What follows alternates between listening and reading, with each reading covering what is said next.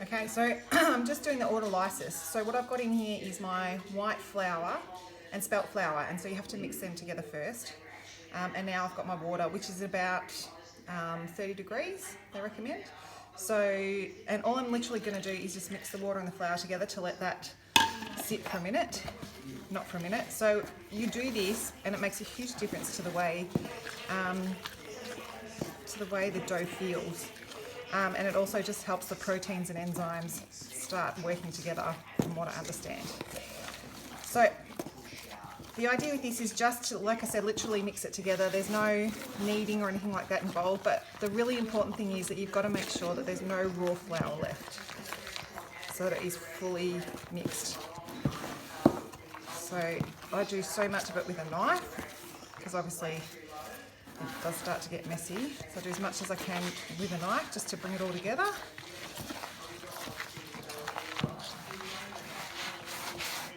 And then I will do the rest with my hand. And the easiest way is just to scoop it up from the outside, the corners, all that raw flour, and then push it into the middle.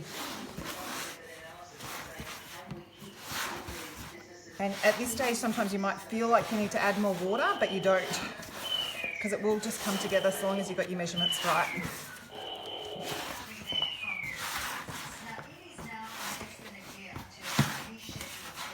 I'm trying to get all this off the side as well, because what this is going to do is this is going to start help with the fermentation of the dough.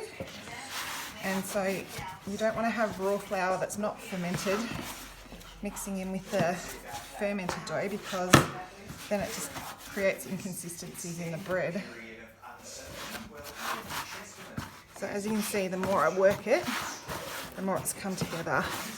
So it's not, I guess in a way it does look like I'm kneading it, but I'm just trying to make sure that it's all really well mixed. And you just need to make sure that definitely under here there's no pockets of raw flour, which it looks like I've pretty much got it all.